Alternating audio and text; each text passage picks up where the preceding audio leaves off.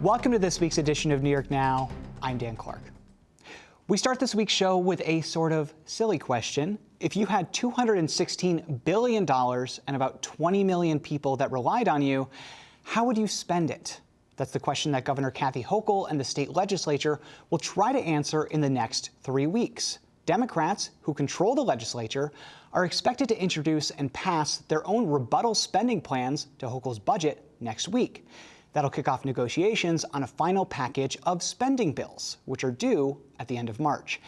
It is a very tight window, but as of now, Hochul says she's not planning to blow that deadline. So my expectation is we'll be on time. We're very close to that time, and I don't have any intention to have it going much beyond that. But it's important. It's important for stability and for the certainty of all the municipalities and the organizations that rely on their funding. So let's go through what to expect in the next few weeks and other news from the week with Dave Lombardo from the Capitol Press Room and Keisha Kluge from Bloomberg Industry. Thank you both for being here. Thanks for having us. So let's talk budget first. Dave, what are you watching in the next few weeks? It's a tight window, as we just said. We have 3 weeks until the budget deadline. A lot of moving parts. What are you looking at? I'm looking at smooth sailing, Dan. We've got plenty of money, and money makes the world go round. It makes everything just a little bit easier.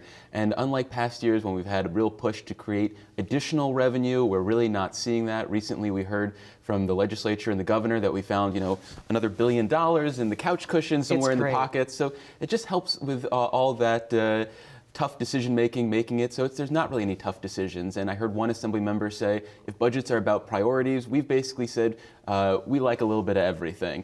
And that's what we're going to see in these one-house budgets that they're voting on next week. A little bit of additional spending on top of what the governor proposed, but nothing too heavy. We'll see a big investment over the top on child care, hundreds of millions of dollars for this year's budget, and then some additional funny money that out-year budgets doesn't really account for anything too serious. We'll watch to see if anything gets done on ethics. I don't think it will, because if we listen closely, we hear not much from Kathy Hochul, so I don't think it's a real big priority for her. So watching that and whether any other big policy things make it into the budget, I'm skeptical, since the Assembly has said, we don't really want to do policy in the budget, and it's an election year, so people are on edge. The one big potential controversy is really within the left, and that's whether additional funding for undocumented New Yorkers, the Excluded Workers Fund, will get any additional money. They're looking for more than $2 billion, I think $3 billion, and that was a big fight last year. I don't think that's going to happen this year. It wasn't going to be in either of the one-house budgets from the Senate or Assembly,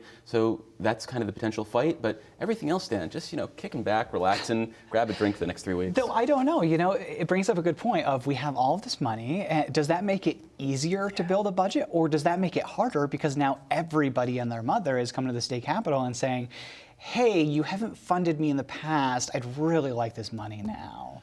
It makes it easier, ultimately. There's just a little bit to go around for everyone. Yeah, we're not going to get a $5 billion investment in childcare, but we can get a $1 billion investment this year. We might not be able to get a bajillion dollars for schools, but we can get a schmillion dollars for schools. So there's enough to go around, and I think people are also setting realistic expectations about what they can get done. So I think this is going to be pretty smooth. Keisha, what are you watching for? You watch different things than we do because of the nature of your job, and you're focused on a lot of different things. What are you looking at in the budget? Yeah, I guess also to play off of Dave, this is an election year, so they're not really going to touch anything too controversial. Putting money in where they can get maintain the Democratic majority in the Senate, as well as giving some money to those assembly members as well. We're looking at the tax cuts to the middle class, which Kathy Hochul proposed speeding up. We're also looking at housing reforms in New York City, as well as climate change issues. I know there was a big rally this week that was trying to get an additional $15 billion in climate change funding. I don't think we're going to get $15 billion. In 1 year? I think it's rolled out over a few. But, okay, I was going to $15 billion. Whoa, that's a lot. Well, and also note that Kathy Hochul did try to get $4 billion on the ballot in November to try to get a bond to help with climate change issues. So I think that we'll see that, and also looking at the electrification of buildings in the state and how much the legislature wants to put towards that as well. That's a good point. It's a lot to look at. I'm wondering with the taxes, there is this conversation that isn't happening this year that we saw last year, right? Where there's this big push to tax high income earners. And I think in January there was a little bit more of that to start with, but then it kind of tapered. I don't know. This is just my opinion looking at things. It kind of tapered off. We don't see that this year. It's unlikely, I think, and correct me if I'm wrong, that we'll see higher taxes on higher income earners this year. Yes, I think that Kathy Hochul's trying to stay away from controversy. They did something last year in the budget on that. So I think that this year is focused on trying to get money to homeowners, trying to get money to the middle class, the majority of those taxpayers that are going to head to the polls in November. Yeah, Dave, last question on the budget for you. So Kathy Hochul said this week, and we just played a clip from her saying she wants an on-time budget. How important is that? I think it shows competency in government, and this is her first budget, and so she's making a pitch to voters in both the primary and then the general election that she can run the government. That was the big thing from Andrew Cuomo. I'm running a competent government. So I think it's really important for her as a symbolic gesture about her ability to lead. And you bring up Andrew Cuomo. We saw a poll this week where in a hypothetical primary, he is just a few points behind Kathy Hochul. We'll wait to see if he jumps in.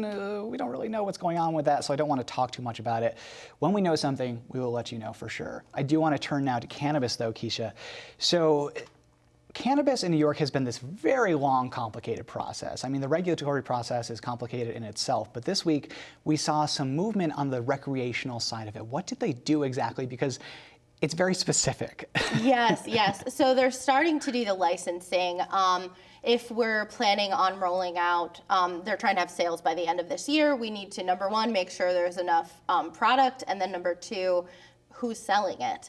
So the state cannabis board did two things this week. First, they approved the conditional licensing for hemp farmers, which basically ensures that local hemp growers who are doing essentially CBD growing can get into this market and start planting those products so that they're available come fall. The THC products, not just hemp. Yep, the THC products. So they're going to get into the recreational side, and a lot of them are already set up for that. It also includes outdoor grow, which is better for the environment.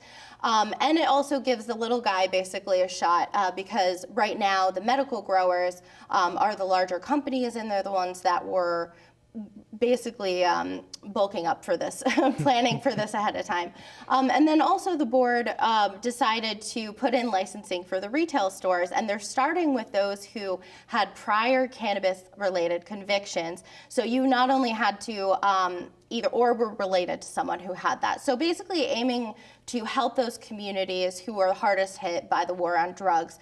Now, just to note that you also must have some experience being a small business owner. So right. I don't know how many people that would apply to. The state is saving between 100 and 200 licenses for those communities in an effort to have social equity. So is that the 200 that you just mentioned, is that the cap on those licenses for the people with past convictions? I think they're just making sure that they reserve at least 100 to 200.